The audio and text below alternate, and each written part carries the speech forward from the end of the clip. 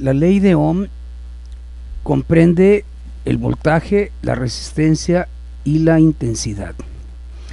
Es decir, no es fácil determinarlo porque no se ve todo este fenómeno de la corriente eléctrica, pero podríamos hacer una analogía de la electricidad con el agua, ¿no? El flujo del agua. Entonces, podría decir que el voltaje es análogo a la cantidad de litros potenciales que nos puede ofrecer un recipiente con agua. Vamos a suponer que tenemos un recipiente con 500 litros de agua, ¿no? Está en la azotea y nos va a surtir de agua. Ese sería el equivalente al voltaje, ¿sí? Es decir, el potencial que tiene para ofrecernos, ¿no? La cantidad que tiene. Pero hay otros dos factores que son la resistencia, por ejemplo, y la resistencia vendría a ser el equivalente del grosor del tubo por donde va a pasar esa agua, ¿no? Entre más grueso el tubo, pues menos resistencia. Lo mismo pasa con la electricidad. Pero además está la corriente, y la corriente es análogo a la cantidad de líquido que fluye en un periodo de tiempo. La corriente, la intensidad se mide en amperes, ¿no? La resistencia en ohms y bueno, el voltaje en volts, ¿no?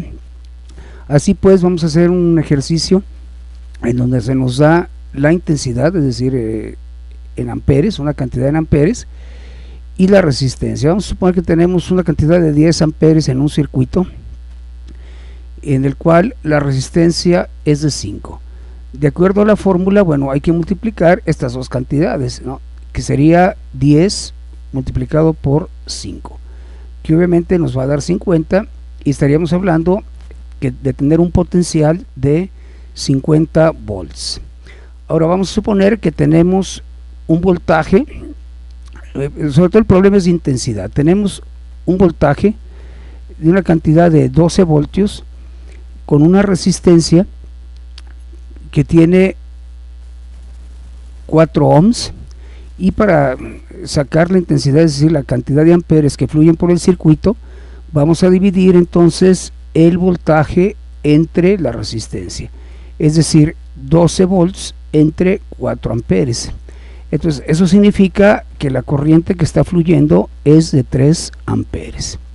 Ahora vamos a tener un problema de resistencias en donde se nos da el voltaje, que es de 120 volts, y la intensidad de la corriente que se nos da en amperes. Aquí puse amperes en términos de A, ¿no?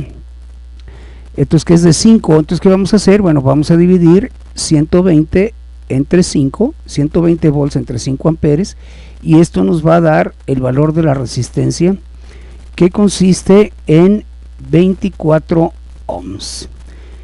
Es así como se hacen este tipo de problemas de la ley de Ohm.